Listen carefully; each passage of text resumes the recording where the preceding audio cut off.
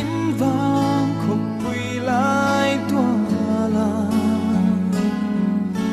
chinh khoa lắm cha nghìn lung run quy cả ra gần lâu đón ngày lâu nên tiếc em âm hương ngày nào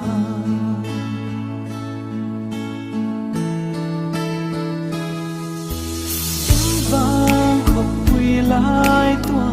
la chinh khoa lắm cha nghìn lung run quy ta ra